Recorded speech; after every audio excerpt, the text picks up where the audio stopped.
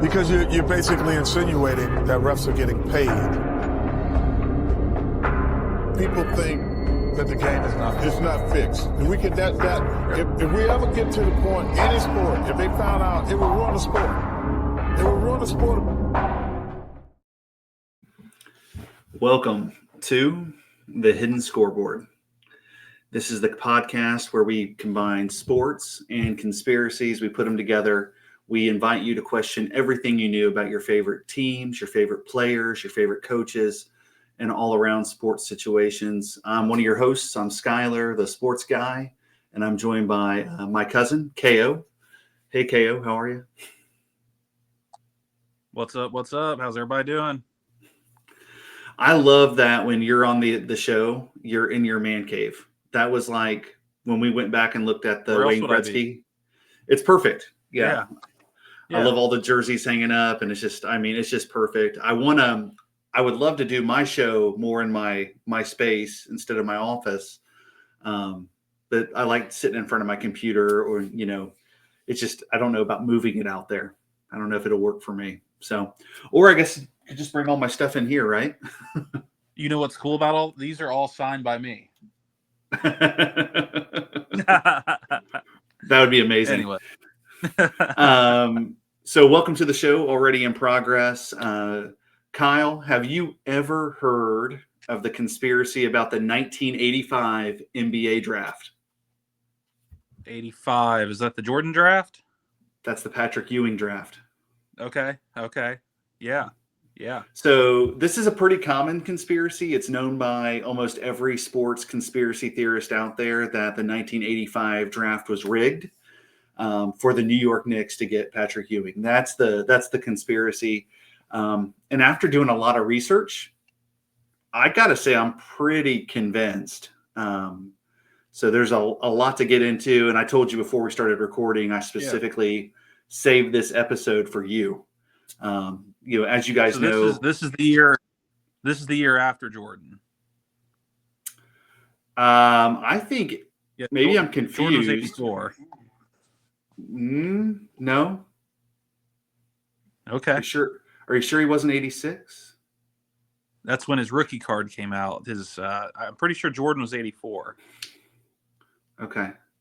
Well, we'll have to kind of dig into that, because specifically in this draft, they changed the format for the Houston Rockets. So that's one of the things I'll jump into here.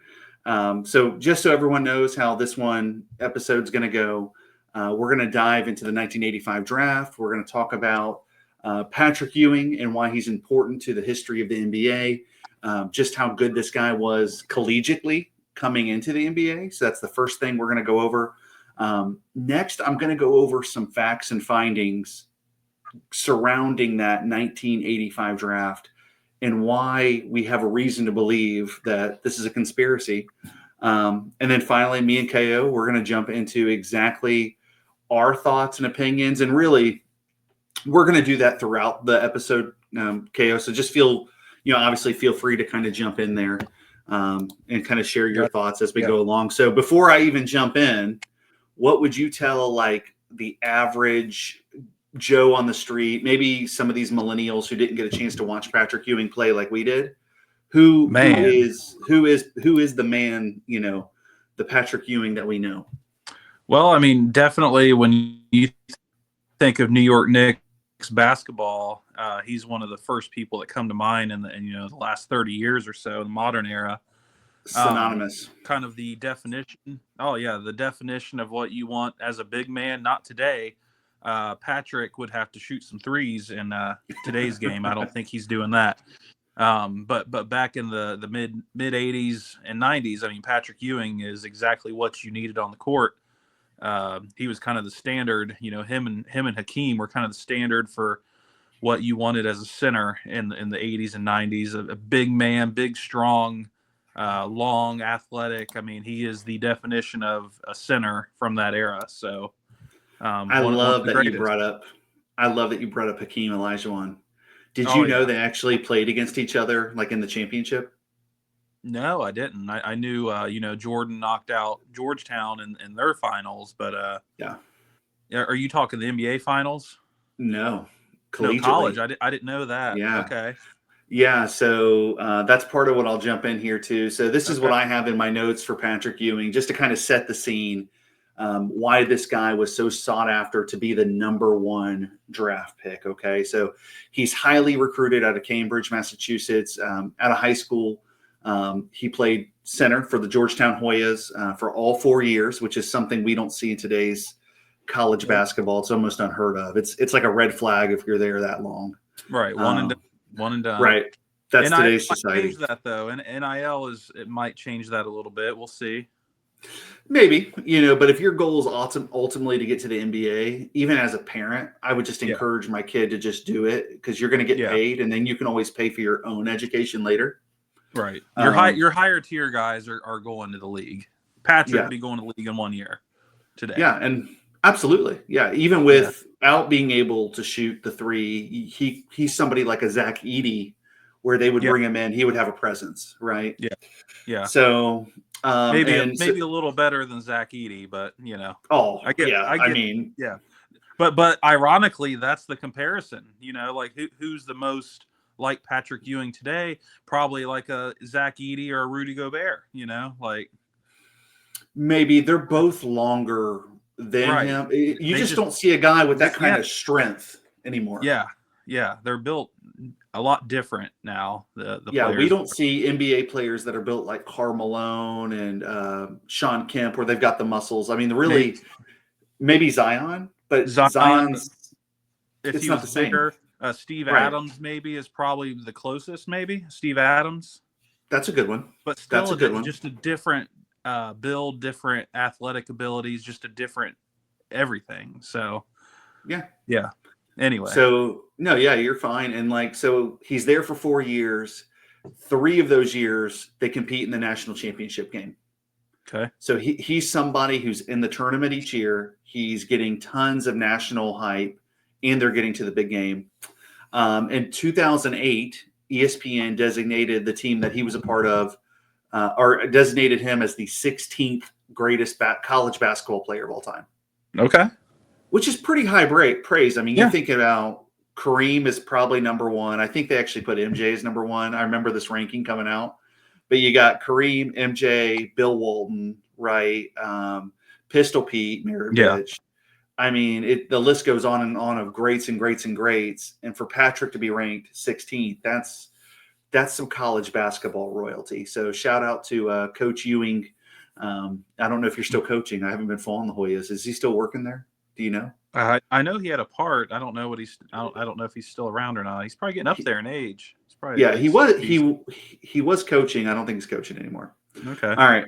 So here we go. Freshman year, 1981 to 82 season. Ewing became the first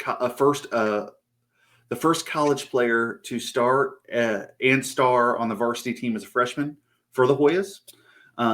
That year, Ewing led the Hoyas to their second Big East tournament title in school history and the number 1 seed in the NCAA tournament. In the tournament, the Hoyas advanced through the first round since 1943. So this dude's like just making history. Bop, bop, bop, right? There they go on to defeat the University of Louisville 50-46 to set up the showdown with North Carolina. So you're right. This is when MJ is MJ a junior here or a senior? He was not a senior. He left a year or two early. I can't remember off the top of my head, but he was not. So maybe this is MJ's sophomore year. Okay. Maybe. I think it's something like that. Anyway, so they go on to play North Carolina. We know what happens in that game. MJ hits Mike Jordan officially becomes Michael Jordan in that moment. So that's also one of the most star-studded championship games in NCAA history, because you have, James Worthy in that game and so many other good athletes.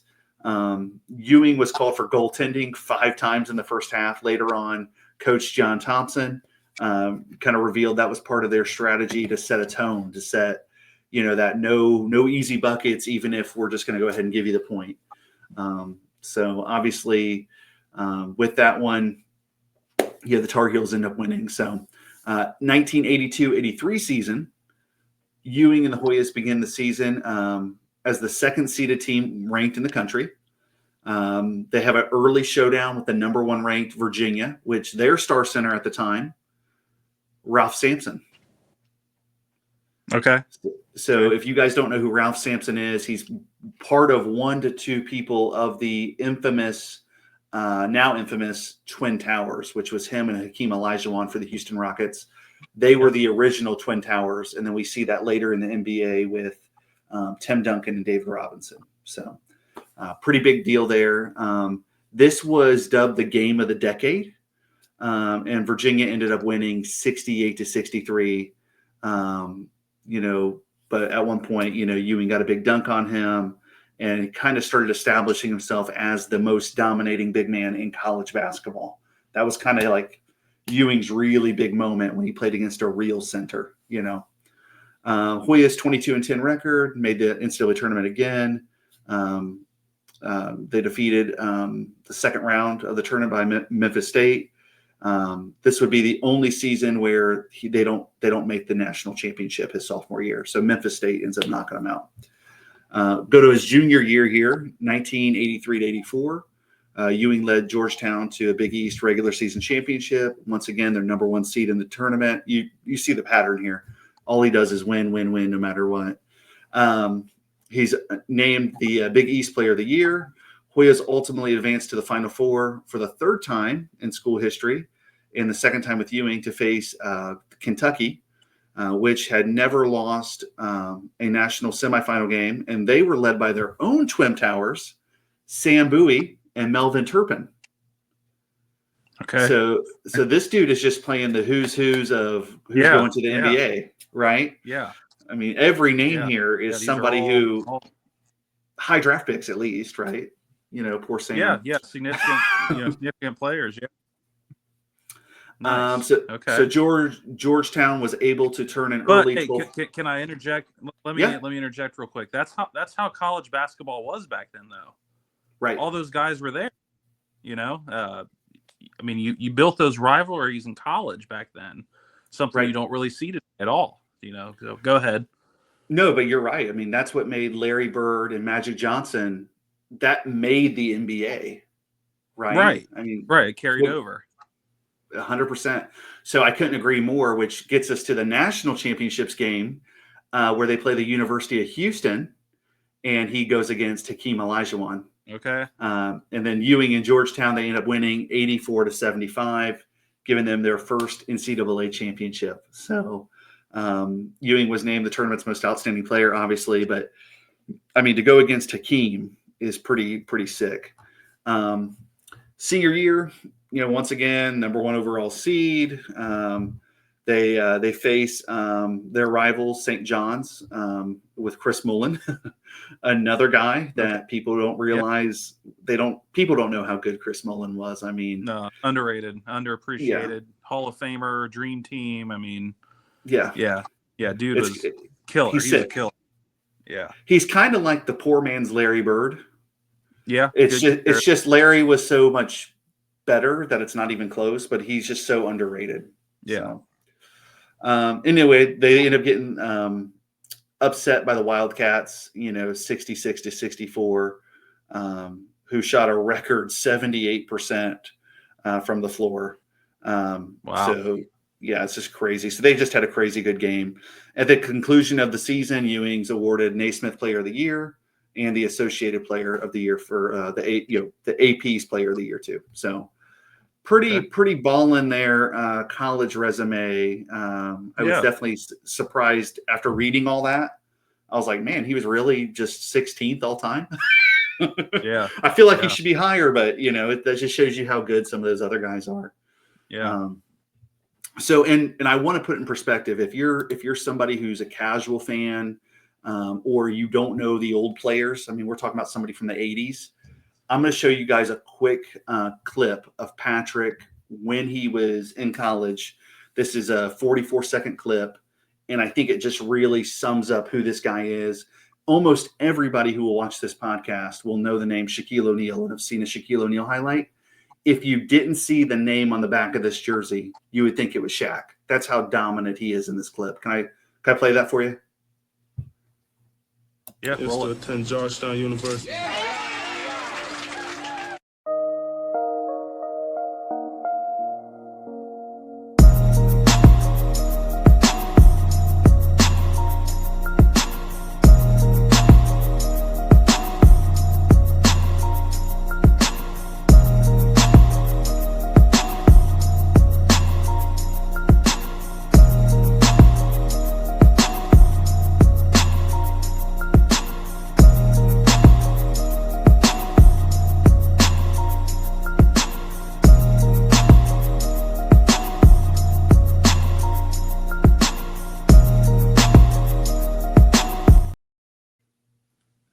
Pretty sweet. Pretty sweet. No, and if you're somebody that who's was a problem, man. If you're someone who's listening, most of those highlights was literally just the most athletic big man dunks that you've ever seen. And then the final little highlight was him kind of doing like a little jump hook turnaround over Hakeem in the national championship game, which when I went back and watched the highlights from that game, and I wanted to put the whole highlight on our podcast here, but it would have took up 40 minutes. I mean, every single play is them going back and forth. It's incredible. It's a masterclass and two big men playing against each other. So anyway, just highly encourage that. So needless to say, Patrick was the man, right? It's obvious he's going to be the number one pick, right? Right.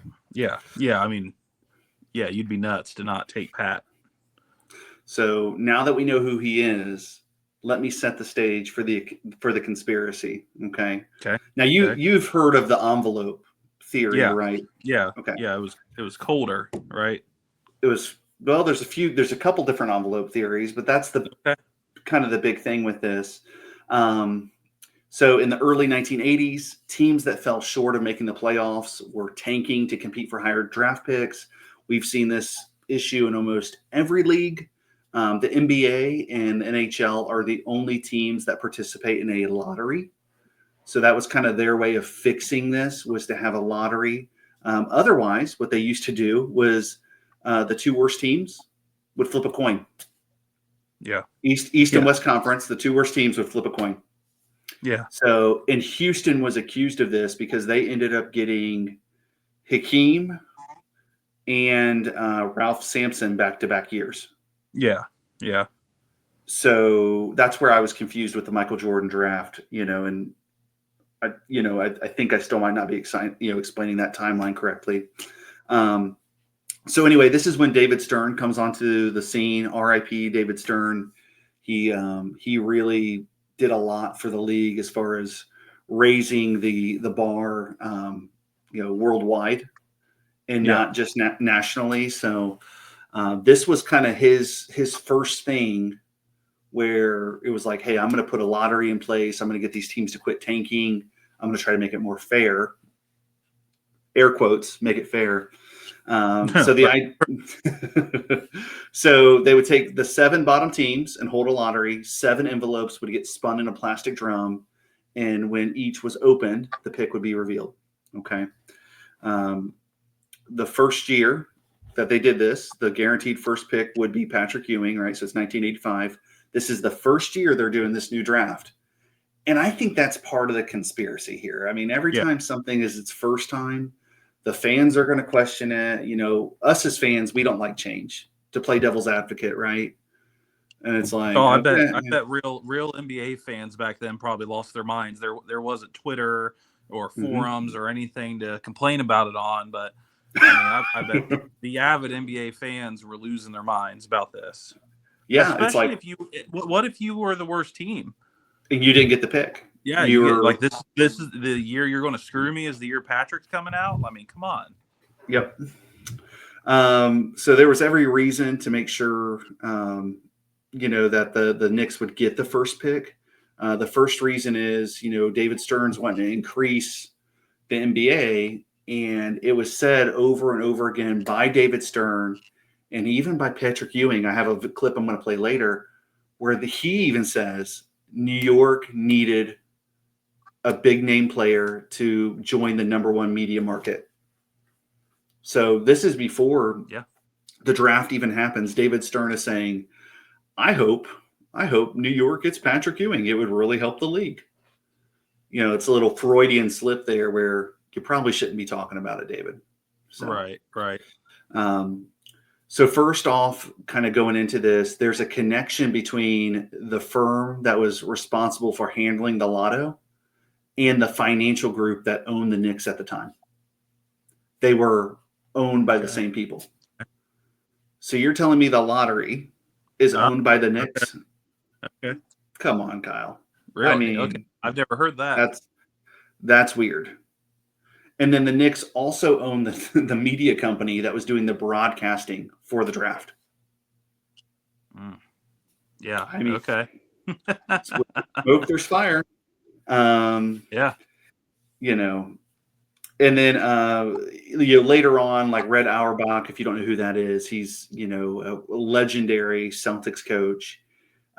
He kind of even iterated that the draft could be fixed. I just thought it was funny that Red Auerbach would say something and kind of chime in on it. He was kind of known for sharing his opinions. So, right.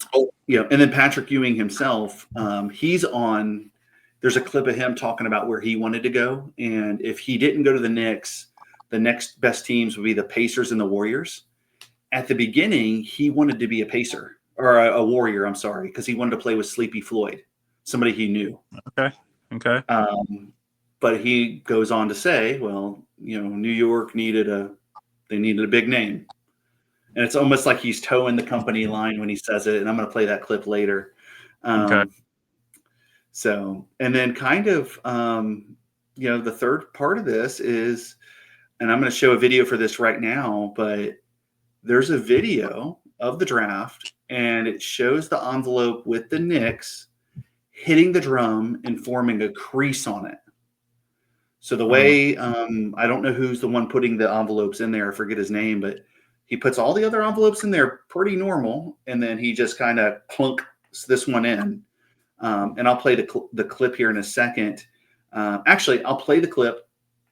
And then I'm going to read a quote afterwards from one of our favorite sports people in the business, Bill Simmons. So, all right. So here comes the clip. I want you to see if you see what I see. It's 1 minute and 36 seconds. Here it comes.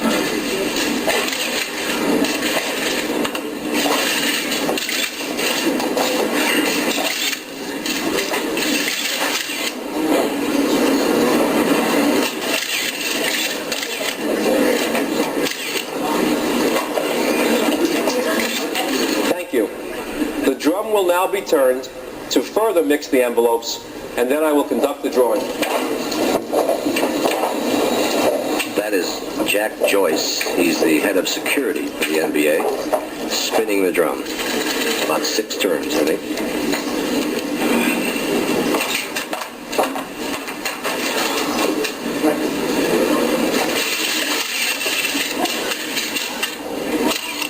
The team whose logo is in this envelope will have the first pick in the NBA draft. Dave DeBuscher.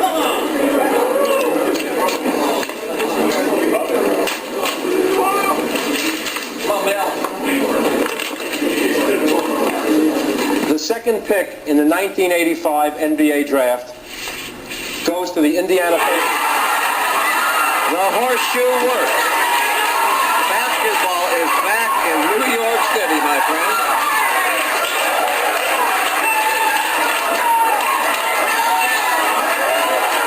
The first pick in the 1985 NBA college draft.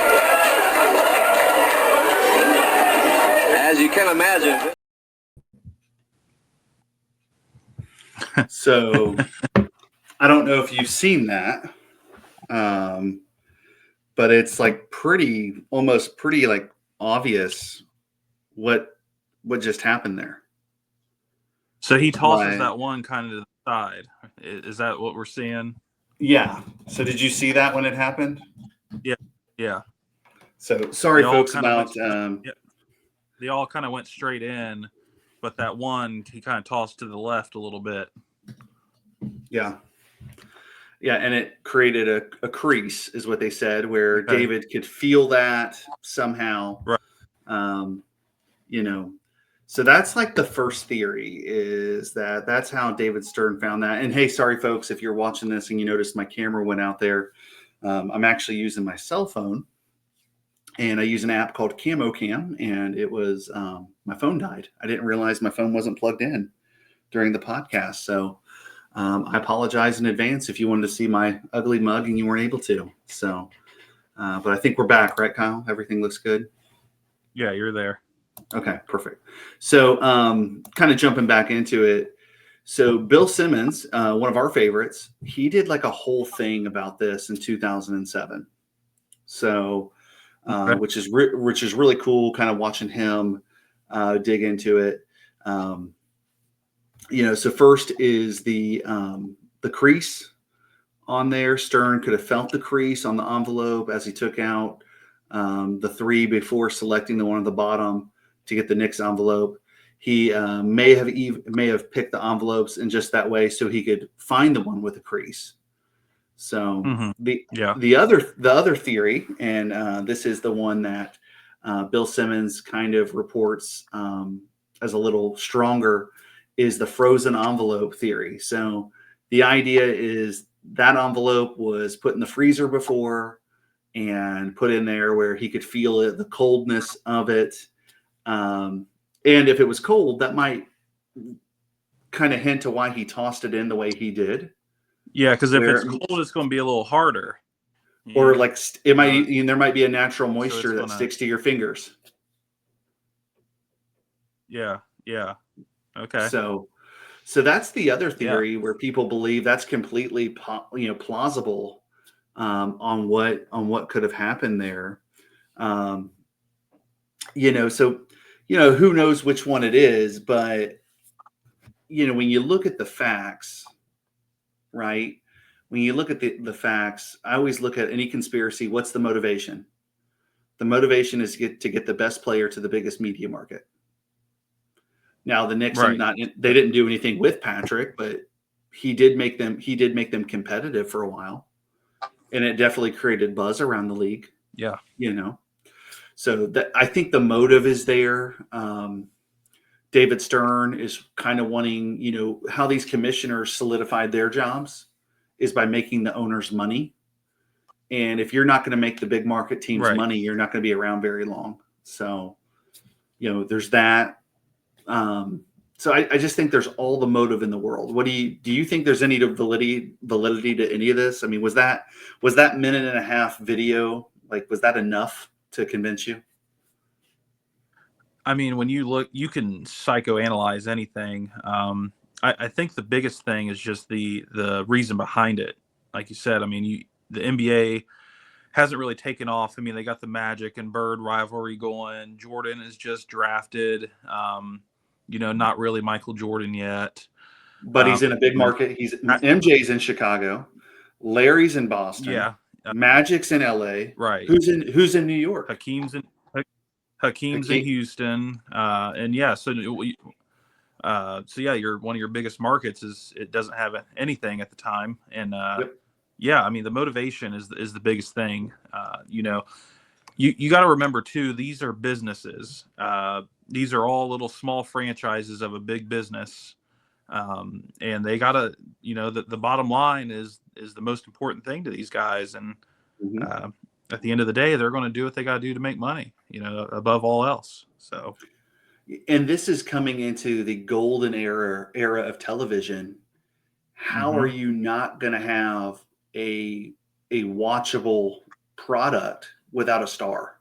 I mean, how are you going to do that? Yep. You have to. Yeah. So I just think there's so many factors. And then if you do go back and watch that video that I just played, dude, he does throw that one envelope in there weirder than the other ones. Yeah. It's a totally different motion. Right. And it's the head of security that does it. Actually, if you were listening to the audio on that, it's the head of security. What's he securing? Why is the security needing to handle the envelopes? Right. Are we afraid that something suspicious is going to happen to the envelopes? It almost sounds like there already is something suspicious happening. Right. So, they're telling themselves. Yeah, it's kind of like a Freudian slip, where you kind of say something because you're trying to hide it. Um, speaking Right. of which, I think I might have found the smoking gun that I've not seen anybody else report yet. Okay. So this is coming from me. This is something I found in my research. This is a video clip of an interview that Patrick Ewing did. And I've not seen anybody talk. I'm getting a little giddy talking about it. I've not seen. I'm telling you, I think I found something. Okay. And I think it's a little odd. So this is a 2019 interview with Patrick Ewing on the Dan Patrick Show. Everybody knows that I love Dan Patrick. He's one of my favorite broadcasters and interviewers when it comes to athletes. But I want everyone to really pay attention, talking about Freudian slips. When you say something you didn't mean to, you might be trying to hide something. Really pay attention to what Patrick Ewing says right here. Let's put this to bed right now. Patrick Ewing joining us. What did you know about the possibility of that 85 lottery being fixed? You know what? Everyone keeps bringing that up. Even today, they still say that. I see them. I'm sure it's going to come up about 1,000 times more. You know that it was fixed. It was a cold envelope. It was a bent envelope. The tip was bent. Something. These conspiracy theories. But you know what? It might have been fixed. I don't care. I ended up where I was supposed to end up. New York needed to have a team, a strong team to, make the league stronger, and that's what happened. Did you hear that? Yeah. And that's what happened. Yeah. The league needed a strong team to make it better. Yeah. And that's what happened. Maybe it's fixed, maybe it wasn't. I don't really care. I went where I was supposed to go. Right. I went where I was needed. Yeah. If this was a court of law, bro, you'd be guilty. If you're on trial for murder and you're like, yeah, maybe it happened, maybe it didn't, but whatever happened. What? Yeah. Yeah. He's saying it without saying it. And that's what happened. And he literally ends it with, and that's what happened. Yeah. It's a Freudian slip. He totally lets the cat out of the bag. Yeah. Yeah. I've not seen anybody else take that clip or that interview and dissect it the way I just did. And I'm telling you, the draft was rigged. How it was rigged, who knows? Who knows? Is the corner bent? Is the envelope cold? Is it both? Yeah. Is it both? Or there could be other things. I mean, did it weigh less? Did it? I have my own theory. Okay, let's hear it. So, kind of going into gambling here, there was something going on in casinos where they would put players would come in with like oil in their hair or something, and they would touch the cards, and you could see these marks on the cards if you were wearing special glasses. Okay. Well, David Stern wears pretty special glasses. Yeah. Okay. Who's to say that this wasn't marked with some kind of invisible ink that is connected to the glasses? And Stern's just watching, and he's like, okay, because they only go around so many times. You could track all 7 of those envelopes, right, pretty easily. And you can, okay, it's that one. Okay, I'll turn my head. So that's my theory on how you could do it with the envelopes if it wasn't cold and if it wasn't bent. Wonder why they chose envelopes. I mean, just what a weird thing to spin around in a big ball, like like especially for TV, like you could have had a bunch of basketballs in there that that just had it written on the ball, and you could have had you could have closed the whole case and pulled out one ball without looking, right? Yeah, there's a lot of better aesthetically pleasing options they could have chosen than big white bulky envelopes bopping around in a box.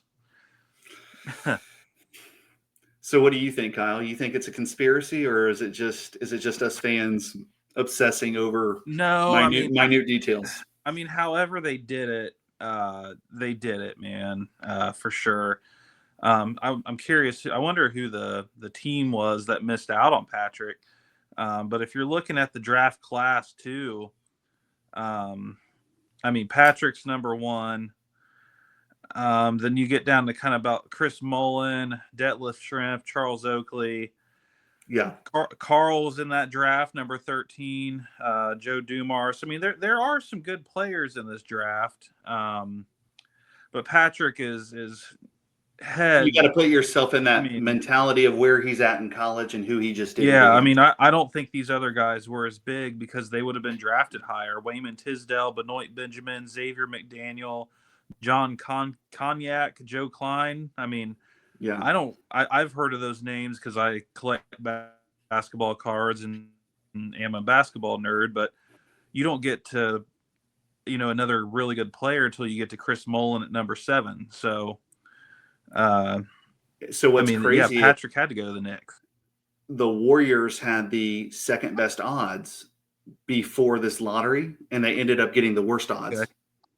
So, oh wow, okay, yeah. So they actually swapped. I think they completely swapped with. I want to say it was the Kings, maybe.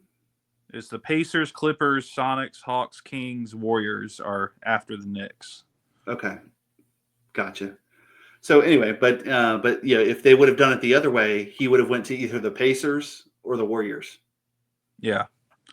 Which are not, I mean, Indiana, that's right by us. That's not a big market. And Golden State, I don't think is what it, or was what it is now. It's kind of a bigger market now. Right. Well, and you always had the Lakers, so it was kind of like in California.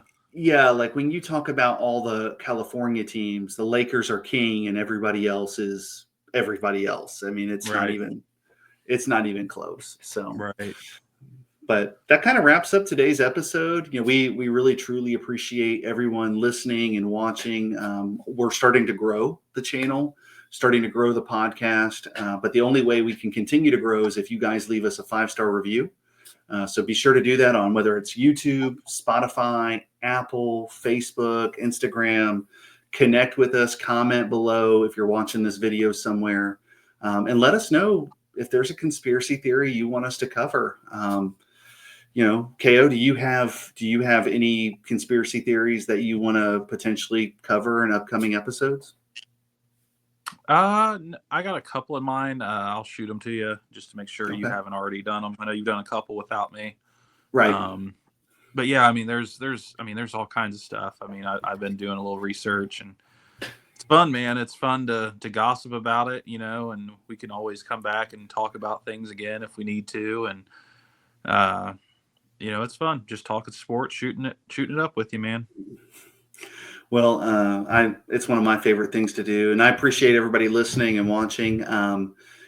Continue to question everything. Don't let the sports conspiracies here ruin sports for you. Please go out and enjoy them and watch as many games as you can. But until then, I'll see you next Monday, 12:15. I hope you guys have a fantastic week. Now I'm going to play the outro. There was a lot said by everybody. Except for me, to tell you the truth. So we'll let people keep talking like they know everything, like they have all the answers. And then soon as they hear the whole truth, we'll come out. And until then, we'll continue to let people talk.